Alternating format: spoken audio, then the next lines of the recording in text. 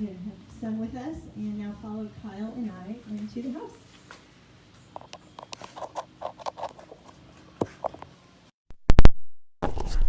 Great. So if you joined us through the music, you'll see that we have sung songs about standing in God's love and waiting on the Lord, and He gives you strength. And you know what? I really hate waiting. How many of you out there like waiting? Raise your hand. I don't like waiting. I don't like waiting at red lights, and I don't like waiting for packages.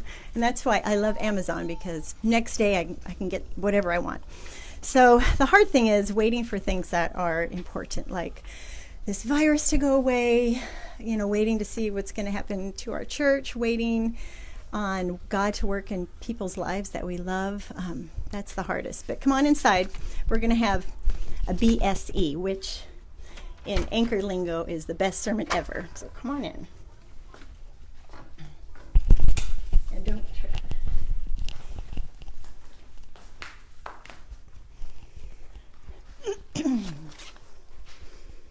Thanks, Kyle. So one of my favorite, see you later, one of my favorite quotes, I love Elizabeth Elliot. She was a missionary wife to Ecuador, and her husband was killed by the people they're ministering to. And she has this great quote I wanted to read about waiting on the Lord. She says, "Waiting on God requires the willingness to bear uncertainty, to carry within oneself the unanswered question, lifting the heart to God about it whenever it intrudes upon one's thoughts." And that's great truth, because we don't like uncertainty. We want to do something and be able to control everything. So I love what David says about waiting on the Lord. Listen to what he says in Psalm 40. "I waited patiently for the Lord. He turned to me and heard my cry. He lifted me out of the slimy pit, and out of the mud and out of the mire, He set my feet on solid rock and gave me a firm place to stand. He put a new song in my heart, a hymn of praise to our God. Many will see and fear the Lord and put their trust in Him." Now, this morning, Rick is starting a new series from Genesis, focusing on primarily the life of Jacob. And it's in Genesis chapter 25, verses 19 through 34. And it's entitled Lessons from a Con Man. So we're going to see about Jacob, to see if he waited, how he waited, and what we can learn from him. So, Rick?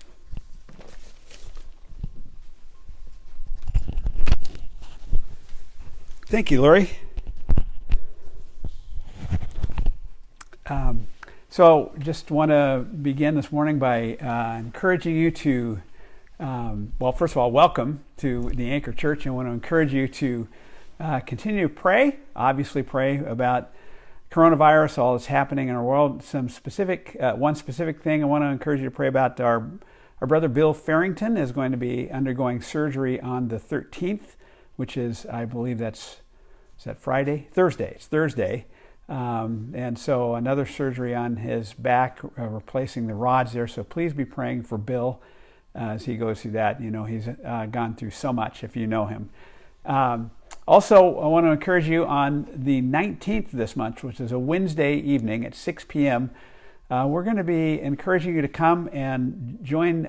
Lori and I are going to be at Stagecoach Park, 6 p.m. We're going to bring lawn chairs or beach chairs, whatever. I want to encourage you to bring something to eat, your own picnic meal, and we're going to just celebrate being together, fellowship together, but also particularly we want to kind of have a send-off, goodbye for Deb Sisti and Jim. Her husband Jim is there preparing to leave us. Unfortunately, we're going to miss them. Deb and Jim have played such a key role in our church, but they're moving back to New Jersey. And so we want to have a time when we can at least say goodbye to them as a church. So hope you'll join us on the 19th. Let's take a moment and just spend some time in prayer. Father, thank you that you're with us today. Actually, thank you that you're with us every day. But as we gather together this morning, again, it's so strange for us to be separated from each other and kind of being together in a sort of being one in spirit, but not physically, and that's hard. But Lord, we thank you that we still have the freedom to worship you, and we can do that openly.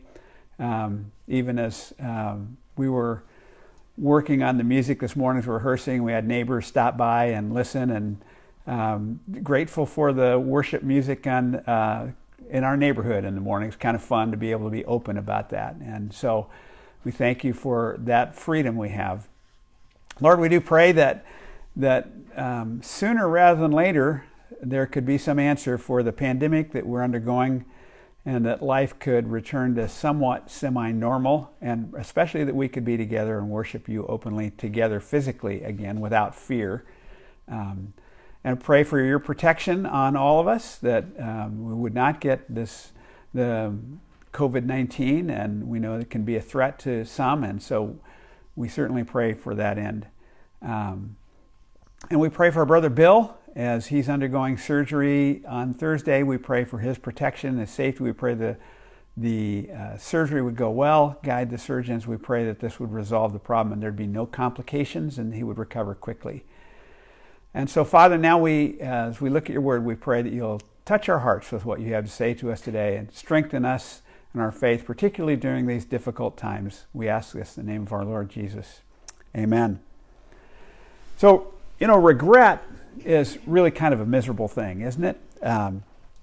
You have regret, something has happened in the past and it's really too late to do anything about it, and all you've got is wishing you had done something different.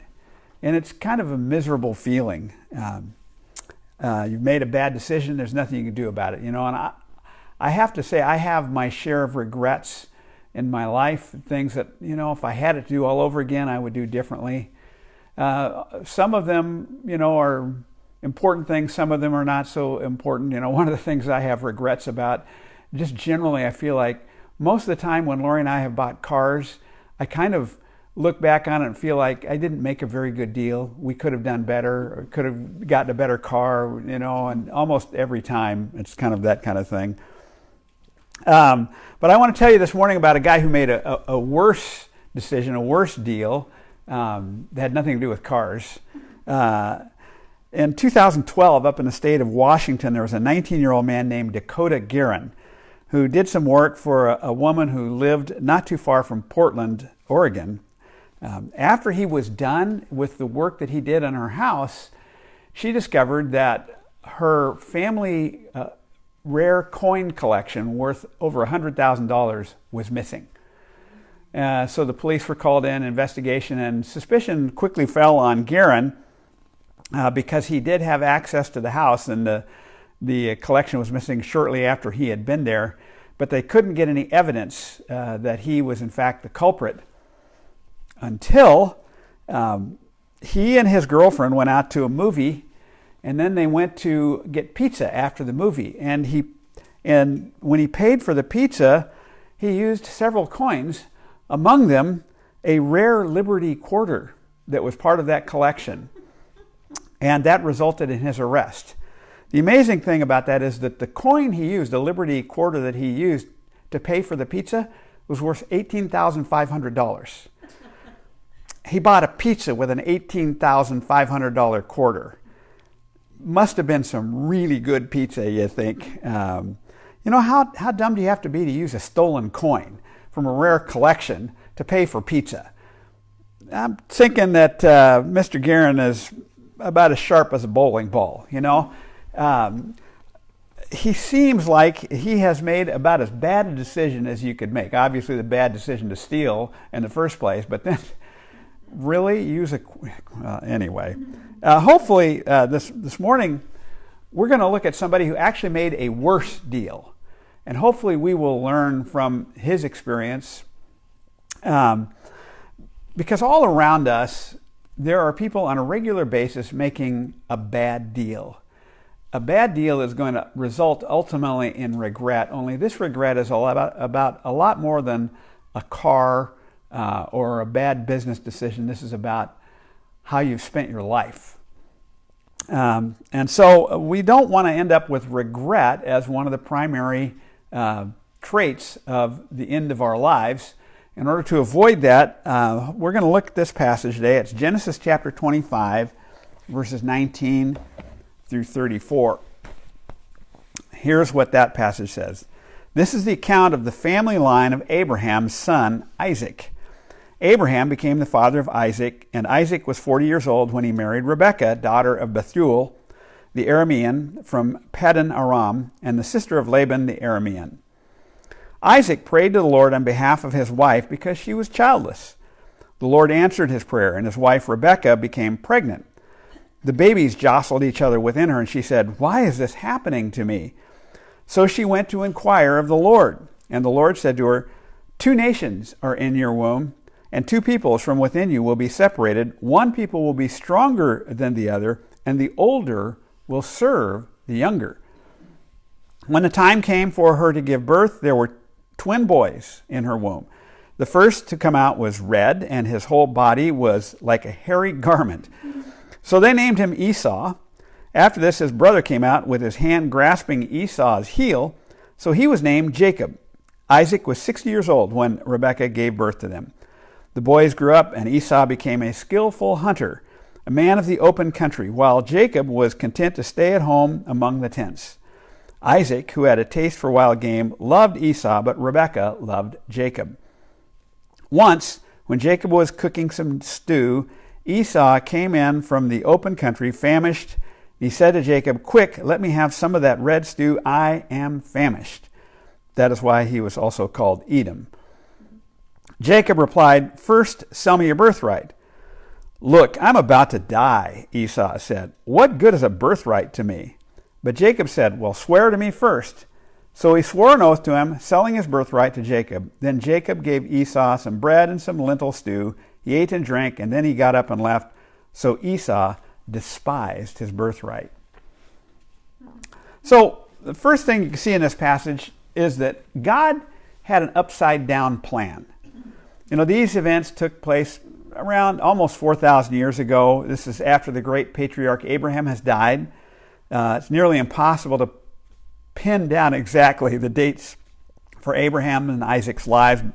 Doesn't stop scholars from debating the subject, but my best guess is that we're talking about somewhere in the neighborhood of 1800, maybe to 1900 BC. God had promised Abraham that he and his wife Sarah would have a son, and we know the story. From that son would come a great people whom God would bless. He'd have a covenant with them. He would be their God. They would be his people. He would bless the whole world through them. After many, many years of frustration and no son, finally Sarah gave birth to the son Isaac. Now Isaac, when he grew up, he married a woman named Rebekah when he was 40 years old. Prior to that time, he'd been living in his parents' basement. No, just kidding. Rebekah likely was quite a bit younger than Isaac, but for years she could not get pregnant. Finally, after they'd prayed for a long time, for 20 years, Rebekah became pregnant. And of course, pregnancy, you know, is a stressful time. At least in our family, I watched the ladies that have, you know, had kids, and it's just been difficult. And there's a lot of things that happen in pregnancy that you just don't know what's going on. It's a little scary. Well, that happened with Rebekah. Something was up. She could tell. So she prayed, said, "God, what's going on here?" And the answer was, well, you've got twins in there. And the end of verse 23 reveals the surprising part of God's plan. It says, one people will be stronger than the other, and the older will serve the younger.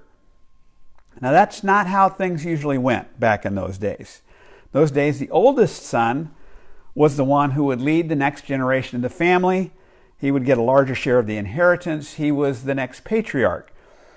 Having been the younger of two sons, I know that in modern times, that pattern kind of hasn't really changed all that much. You know, the younger has to serve the older because the older is bigger, and the younger has to serve the older to survive. But God said with these two, the pattern was going to be reversed. The younger was going to grow up to be the dominant one, and the older one would have to serve the younger.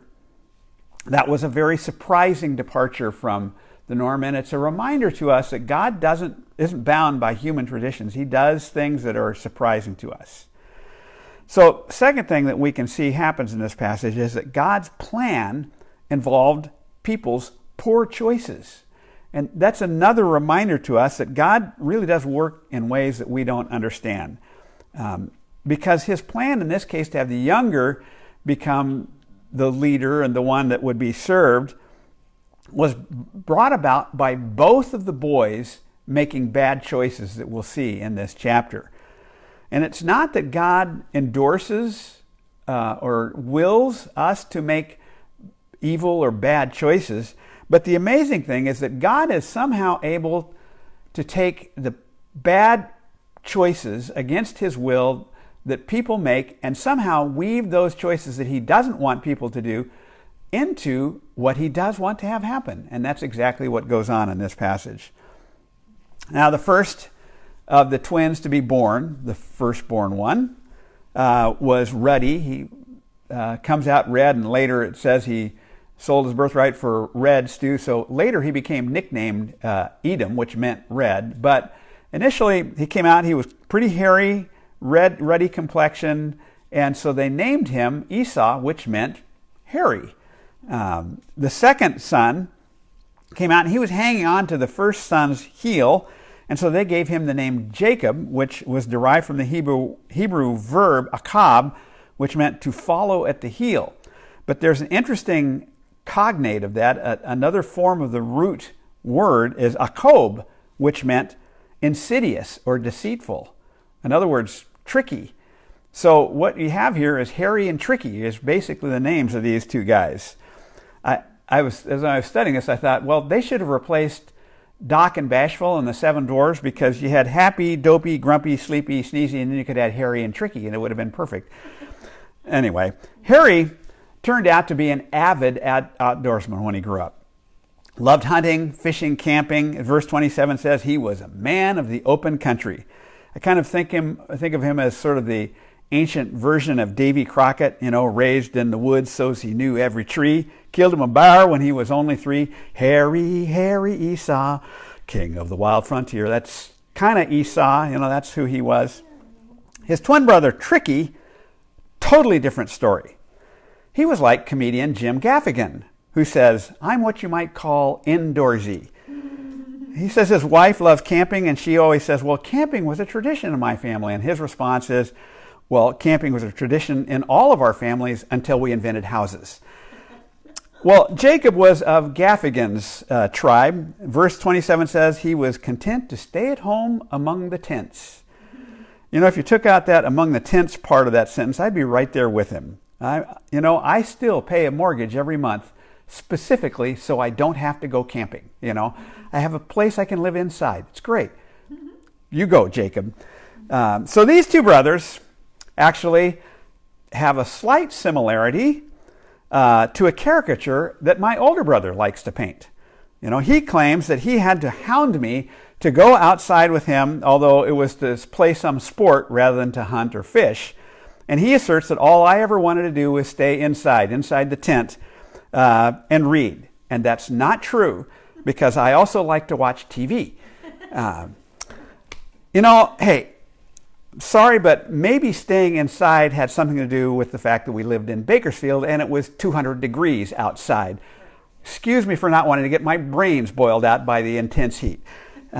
Anyway, I actually blame my outdoorsy brother for a misplaced passion in my life, because I was always forced to go outside and play some sport. So I was left with this idea that, guys love sports, and so I ended up with this passion for athletics that had to be combined with a woeful lack of athletic ability. I blame my brother. But I can read with the best of them, though, and watch TV. So anyway, verse 29 has the difference between the brothers on obvious display. Harry comes home after having been out in the fields hunting and in the woods all day, and he's starving. Trail mix is fine when you're out there, but boy, when you get home at the end of the day, you need a hearty meal. And so he's really hungry. And his indoorsy brother, Tricky, is right where you'd expect him, in the house, and he's cooking in the kitchen. And it smells delicious. And you look at that and you think, well, these two should have had a perfect symbiotic relationship. Harry kills it, Tricky cooks it. Would have been perfect, but didn't work out that way. Getting a whiff of that scrumptious stew, Harry announces he's absolutely starving, and he demands, as older brothers often do, that his younger brother give him some of his stew. Now, honestly, I'd love to take the younger brother's side in this discussion, but it turns out that the younger brother he's kind of a weasel in this situation. If he'd been a loving brother, he would have just ladled out some of the stew, shared it with his brother, but he had something up his sleeve. After all, he was tricky. He knows that Harry only cares about being outside. He cares about the new fishing spot, about that new bow that he's gotten to use when hunting. And I think the Tricky believed that he was a little bit smarter than his older brother. And he figured he could pull a fast one on him, and that's exactly what he tries to do here. He says, sure, I'll give you some of this fabulous casserole that I made, but it's going to cost you. Well, Harry rolls his eyes. Okay, what do you want? I'm dying here. And so Tricky says, well, fine, give me your birthright. Well, what's a birthright? Well, the dictionary says a birthright is any right or privilege to which a person is entitled at birth. Seems fairly obvious. Americans have the birthright of getting to live in perhaps what has been the most prosperous country that history has ever seen. People all over the world dream of living in the United States, and we have the right to do that just by our birth here in the United States. That's our birthright. We have the freedom that comes with that. That's part of our birthright. The ability to vote in elections is part of our birthright. But what was the birthright that Tricky was referring to? Well, scholars call it primogeniture. And that meant that the family name and the family title passed through the eldest son. It meant that the eldest son would be the patriarch of the family when the current patriarch, the dad, died. And the other siblings would essentially have to do whatever he said. He'd be the ruler of the roost. Furthermore, he would get more of the inheritance. When the family would divide up the inheritance, the eldest son would get a double portion. So, for instance, if you had 3 sons in a family, the estate would be divided up into 4 parts. Well, the oldest son would get 2 of the 4 parts, and the other 2 sons would split the remaining half. So they'd each get a quarter, he'd get a half. That was part of his birthright. I insist that system existed because the older ones could threaten and dominate the younger ones, but that's just my opinion. But in this case, the birthright included something else that would not normally have been included, and that was that there was a covenant, as I mentioned, that God had established with Abraham and then passed on to Isaac. Well, that covenant, that special relationship with God, would continue in the next generation, and it would be with the son who had the birthright. So the son who did not have the birthright would be outside that covenant, and so would all of his descendants, and that becomes very significant. Now, here's the problem for Harry. Does being the future patriarch, having more land, telling siblings what to do, being part of the covenant, have anything to do with hunting, fishing, or camping? No. Doesn't have anything to do with any of that. And those were the only things that he cared about. You know, if it didn't have to do with hunting, fishing, or camping, he wasn't much interested. So the birthright really didn't matter too much to him at that point of his life. It would later, but at that point he didn't think it mattered. You know, after I graduated from college, I spent 4 years working in an on-campus ministry at Long Beach State University.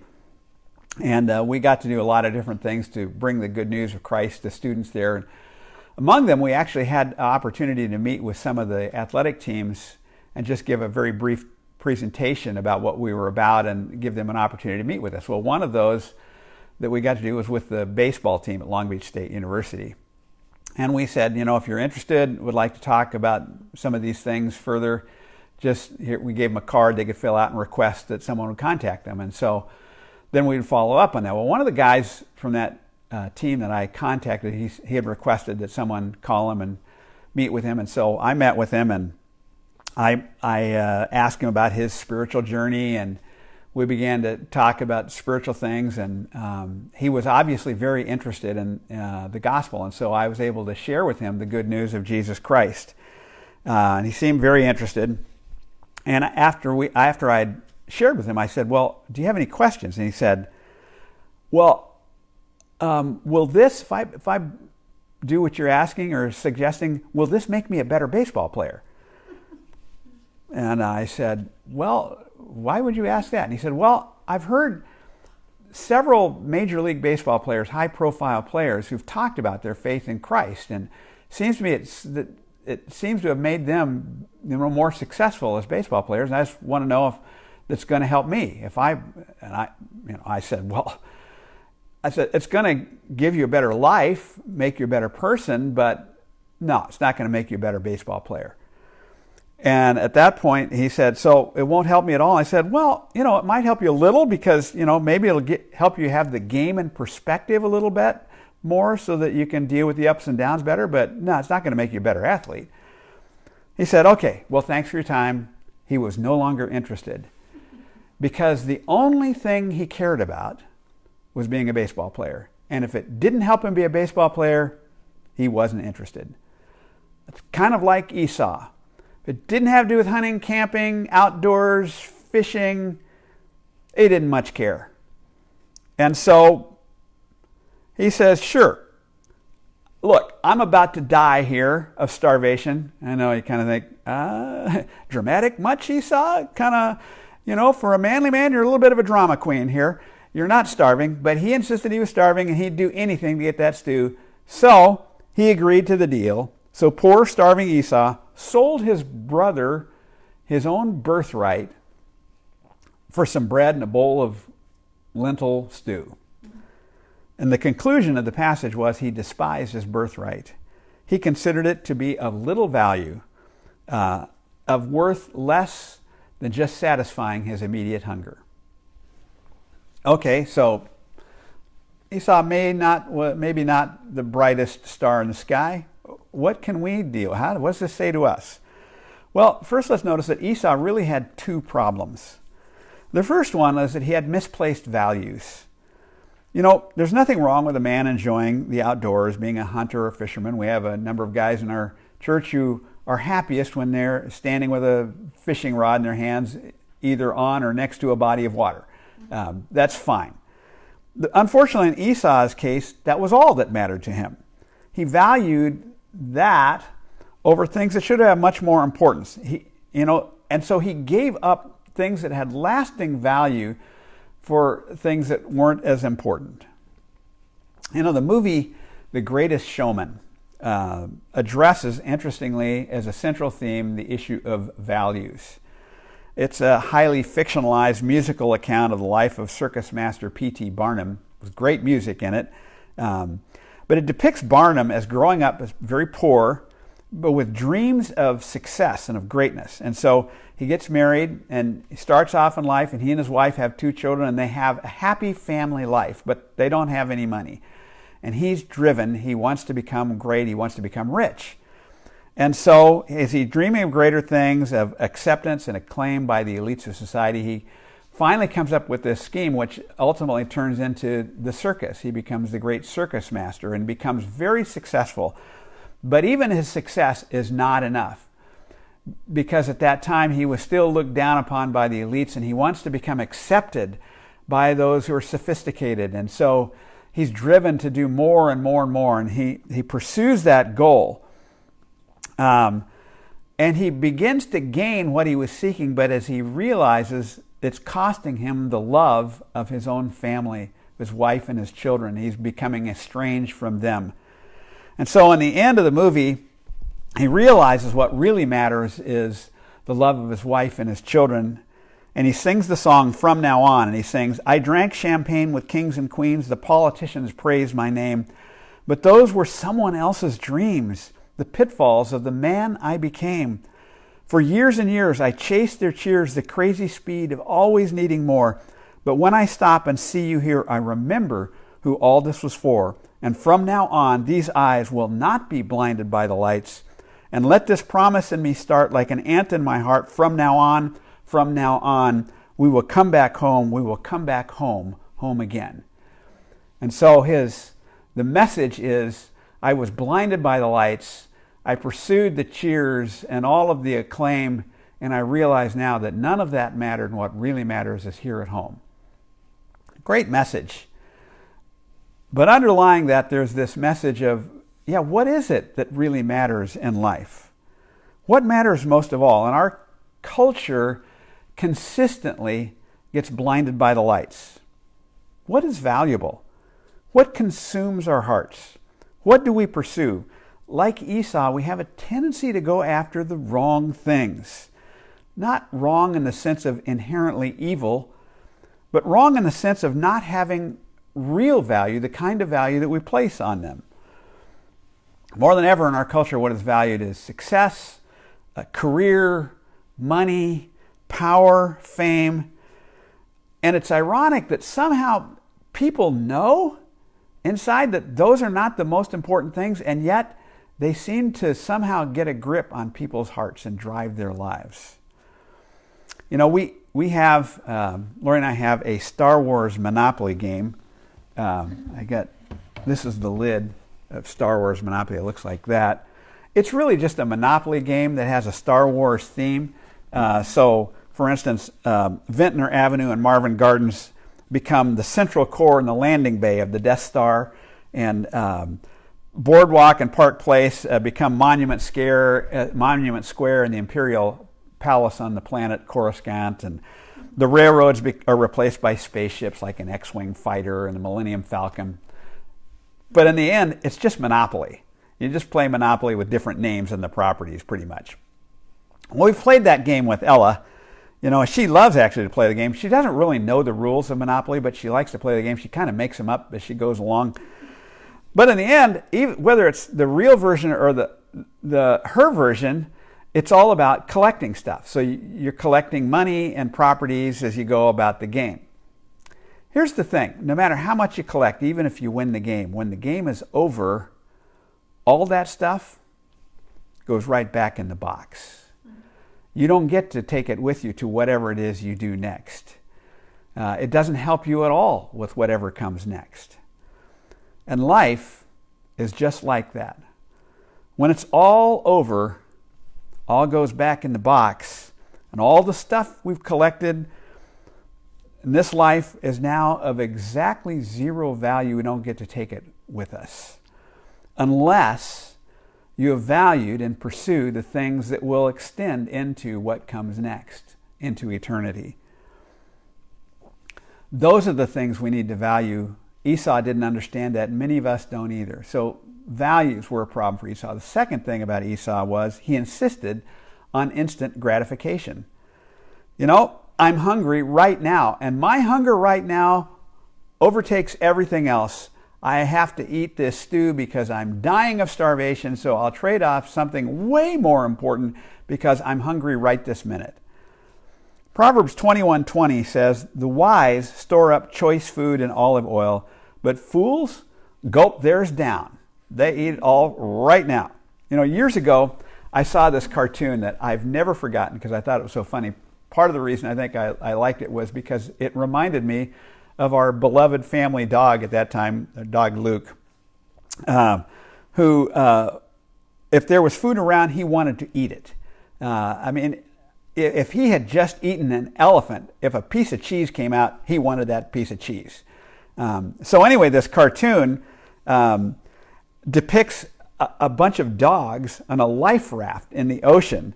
And that cartoon was captioned, "Why Dogs Rarely Survive Shipwrecks."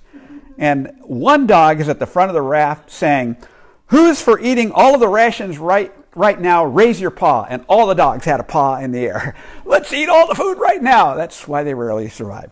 So, that's we understand that about dogs, but, the problem is humans can kind of have the same problem.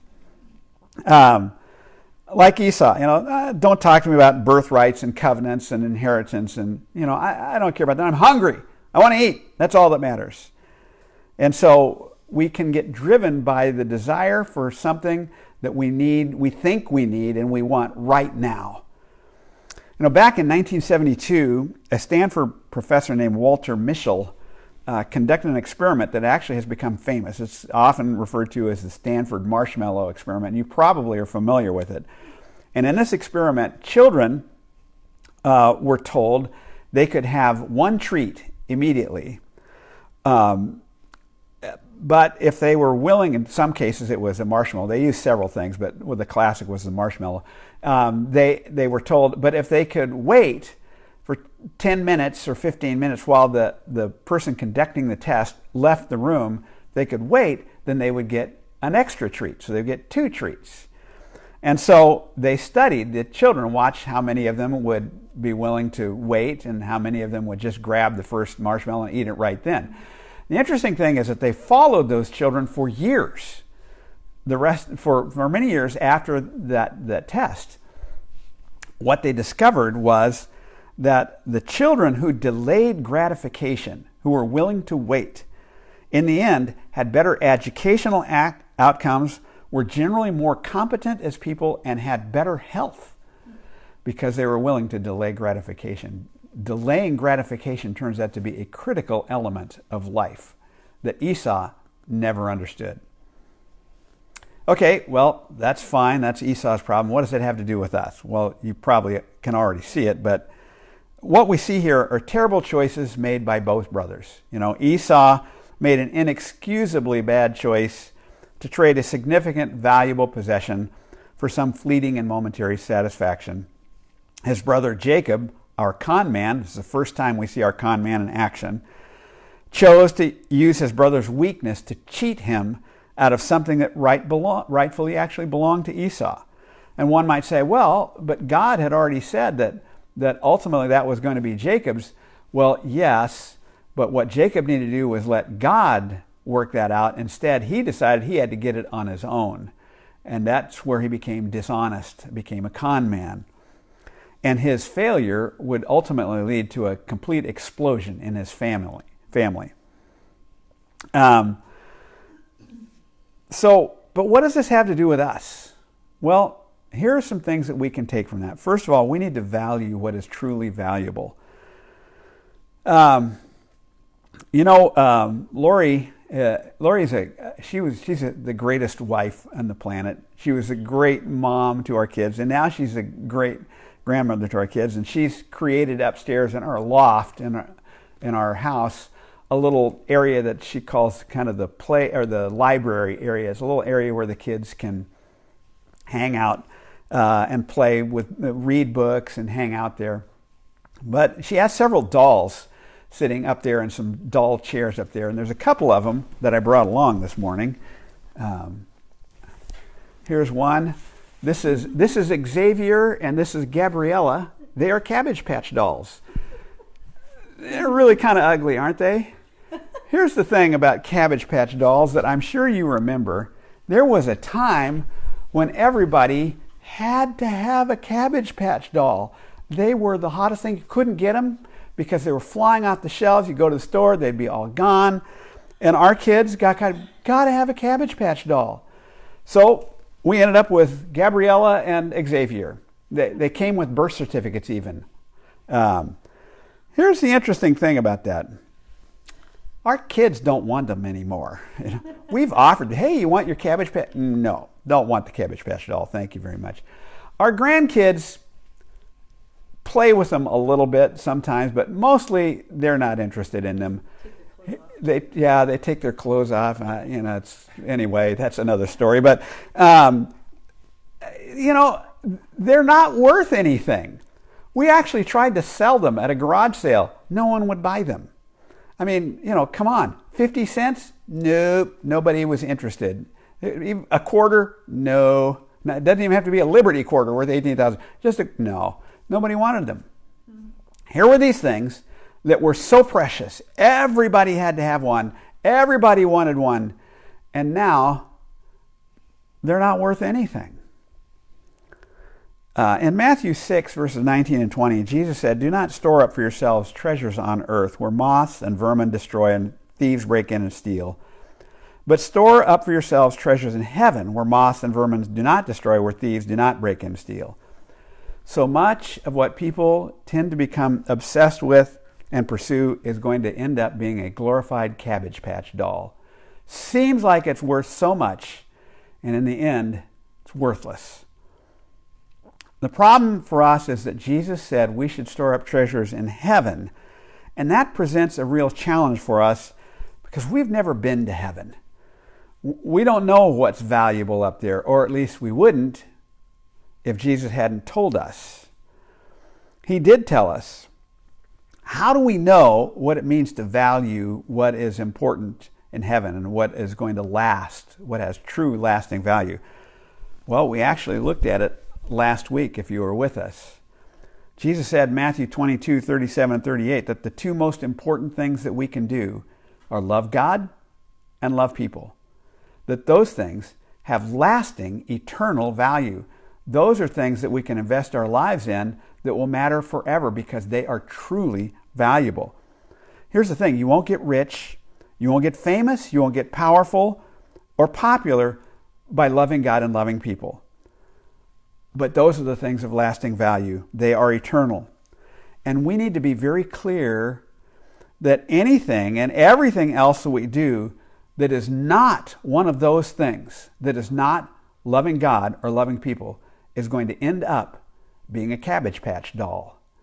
If it's not loving God, if it's not loving people, it's going to end up worthless. And if you invest your life in it, you're going to end up with a lot of regret because what you've done is wasted your life pursuing something that doesn't matter. It's hard for us because the pressure of whatever the current Cabbage Patch doll happens to be is intense. We are certain we need it. We can't imagine life without it. And it is certain that many of the Cabbage Patch dolls of this world will actually make life currently easier, maybe more comfortable, maybe more pleasurable.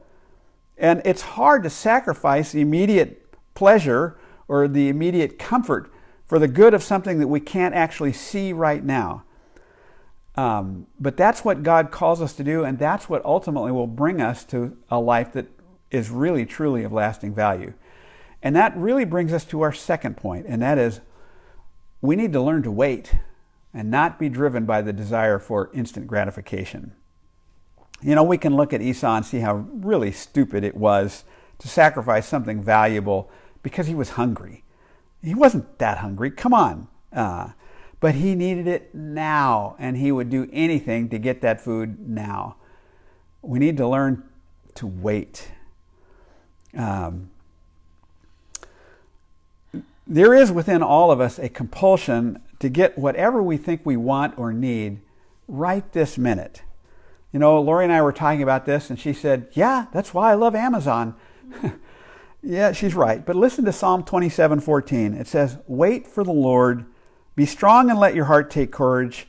Yes, wait for the Lord. Psalm 37:17 says, rest in the Lord and wait patiently for him. Waiting on God means delaying gratification. Waiting, Lori said it earlier, waiting is hard. No one likes it. You know, we hate it when you come to a major intersection, you're driving and the light turns yellow a little before you get there and you get stopped and you know, oh, this is one of those, it's going to last hours sitting there waiting. Just the time goes by and everybody's going but you, and it's so frustrating. We don't like to wait. That starts early with us. You know, Lori and I were with our grandson Wesley one day this week. Michael was flying back and forth across the country repeatedly this week, and Carissa had a lot of work to do, so we went over to help out. And at one point, Wesley was very hungry, and Mommy came into the room. And as soon as Mommy walked into the room, he got this huge smile on his face, and he began flapping his arms wildly. He gets so excited, he goes like this, Mommy's here, because Mommy's bringing the food. You know, we're going to eat, and I'm really hungry. And in this particular case, you know, he's doing this, and Carissa said, okay, Wesley, just a minute, I need to go to the bathroom, and as soon as I come back, I'll feed you. And she walked out of the room.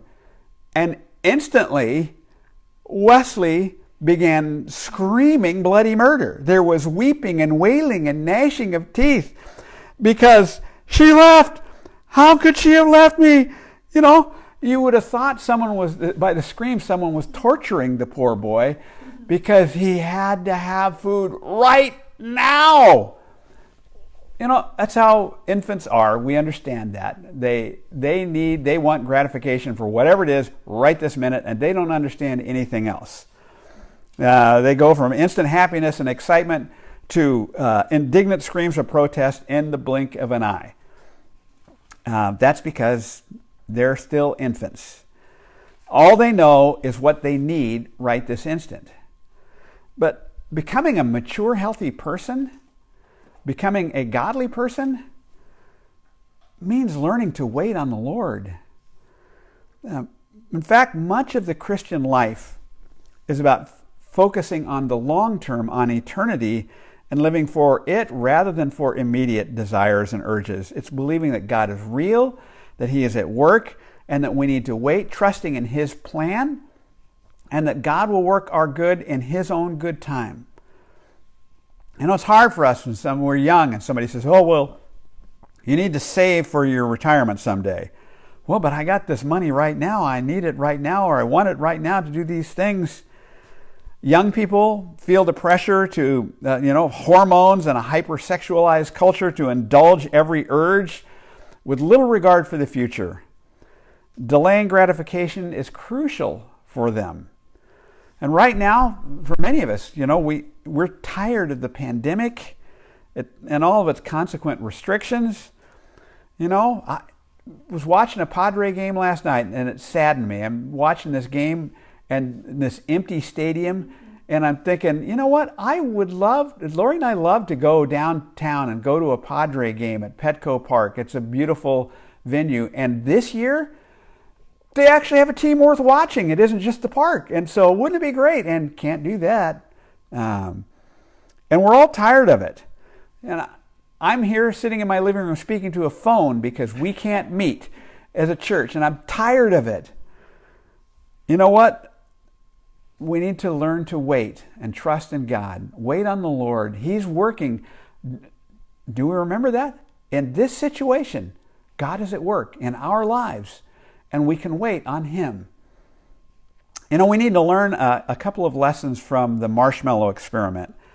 One is that it was observed in the experiment that a big factor in whether or not the kids would delay the gratification was how much trust they had in the person conducting the test. If they trusted in the person who said, if you will wait, I will give you 2 treats instead of 1, it would help them to wait. And so for us, there's a lesson there. If we trust God, who says it will be worth your while if you will wait, it will enable us to, in fact, wait on the Lord. A second factor they noticed that helped the kids wait was the kids who were able to wait generally had the ability to distract themselves. Instead of just staring at the treat that was right there in front of them, they would do other things. They'd find ways to amuse themselves and distract themselves. Well, there's kind of a message for us, and that is that we need to distract ourselves by focusing on something other than whatever that immediate treat is, and say, there's something else that I want to look at and want to focus on in life. And if we can focus on serving God, living for eternity, on pleasing Him, like we talked about last week, that can distract us from whatever the immediate treat is. There was a point when Lori and I were engaged back in the last century, long time ago, the galaxy really close by here. But anyway, when we thought that we had Lori's parents' blessing to get married, and so we were making our plans to get married, and one day, Lori's mother expressed great displeasure. She said, "Why are you proceeding with your wedding plans when we have not given you our blessing?" And we were stunned because we thought they had.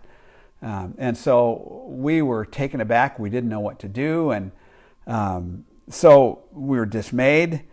But Lori's mom insisted that we not get married and that we wait at least several years. Well, that felt awful to us. We knew what we wanted. We loved each other. We knew we were ready for marriage.